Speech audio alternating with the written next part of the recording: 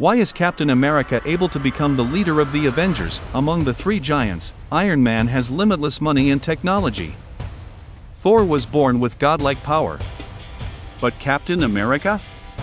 At the end of the day, he's just an enhanced human. Compared to raw power, he doesn't stand out at all, and yet, he becomes the soul of the team, because Steve Rogers has something none of them do: an unbreakable spirit. Back when he was still weak, skinny, and constantly bullied, Steve was knocked down again and again. But every single time, he forced himself back to his feet. Bleeding, shaking, outmatched, he still looked his enemy in the eye and said the words that would define him forever: "I can do this all day." In that moment, we saw who he truly was. Not strong in body, but unstoppable in will. In Avengers Endgame, when Thanos' army descends on Earth, the three heroes are pushed to their limits. Weapons shattered. Hope nearly gone. And once again, it's Steve, bruised and broken, who drags himself up from the ground, alone, ready to face an army with nothing but his shield and his resolve. Iron Man once mocked him, saying everything he had came from a bottle of serum. Without it, he'd be nothing. But that was never true. The serum gave Steve strength, but it didn't give him courage. Before the serum, during military training, a grenade suddenly lands among the recruits. Everyone runs. Everyone except Steve. He dives on it, shielding it with his own body, shouting warnings to protect the others. In that instant, the scrawny kid becomes a giant. Even the instructor who doubted him can't hide his respect. After receiving the serum, Steve becomes a true super soldier. With his vibranium shield, he leads the Howling Commandos to victory after victory.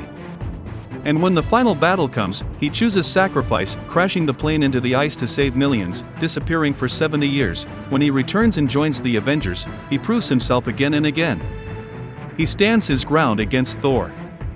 He trades blows with Ultron. He overpowers Spider-Man. He fights Iron Man, man against machine, and nearly wins. In Infinity War, he does the impossible. With nothing but human strength, he stops Thanos' gauntlet with his bare hands. Even Thanos is stunned. When half the universe is wiped away, Steve doesn't collapse. For 5 years, he helps strangers heal, guiding others through grief, while carrying his own in silence. And then comes the final battle. When Iron Man and Thor fall, Steve stands alone and lifts Mjolnir. The theater explodes. Because in that moment, everyone understands this was never about strength. It was about worth. Shield and hammer in hand, he fights Thanos with everything he has. Even when his shield is shattered, even when he's bleeding and outnumbered, he never steps back. That is why Captain America leads. In the end, after returning the Infinity Stones, Steve chooses something he's never had before: a life. And for the first time, he finally gets to say it to Peggy: "I can do this all day."